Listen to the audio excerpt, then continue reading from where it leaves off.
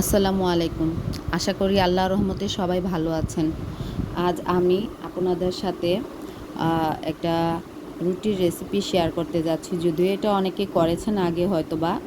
তো সেজন্য আমি এখানে একটা বাটিতে একটু আটা, তারপর একটু লবণ আর হচ্ছে একটু রান্নার সয়াবিন তেল গুলিয়ে নিয়েছি। তো আপনারা ইচ্ছা করলে এখানে ময়দাও ইউজ করতে পারবেন। অনেকেই ময়দা ইউজ করে বা অনেকে আটা দিয়ে রুটি বানায়। তো এখানে আবার অনেকে ডিমও একটা দেয়, ডিমও দিতে পারেন, কিন্তু আমি ডিম দেই না, কারণ আমার কাছে ডিমটা মানে আটাটার সাথে ডিমটা কেমন যেন লাগে। তবে হ্যাঁ, ডিম দিলে হয় কি, রুটিটা অনেকটা নরম হয়, ভালোই হয়। যারা পছন্দ করে বা যারা আপনারা খান দিতে পারেন ডিম, সমস্যা নেই।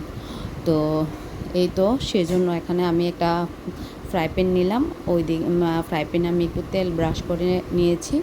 অল্প একটু তেল দিলে হয়। আমার এখানে তেল একটু মানে এই রুটির জন্য পরিমাণে তেলটা একটু বেশি পড়ে গিয়েছে। তো পরিমাণ মতো তেল দিয়ে নেবেন। তেল দিয়ে তো তারপর এখানে একটা চামচ দিয়ে আপনারা ওই যেই আটার গুলিয়ে রেখেছিলাম সেখান থেকে সুন্দর করে গোল করে রুটির শেপে এটা গোল করে নিতে হয়। তো এই যে বললাম আমি একটু তেল বেশি দিয়ে ফেলেছি, সেজন্য রুটিটা মানে গুড়ছে, ভালো করে হচ্ছে না। অনেক সুন্দর হয় রুটিটা, হয়তো বা আজকে ভিডিও করতেছি সেজন্য হয়তো বা সুন্দর গোল হচ্ছে না, কিন্তু আমি প্রায়ই করি এটা, অনেক সুন্দর গোল হয় রুটি। তো আজকে হয়তো বা তেলটা বেশি পড়েছে, আর নয়তো বা ভিডিও করতেছে সেজন্য হয়তো বা হচ্ছে না আর কি। তো যাক, এইরকমভাবে করে নেবেন।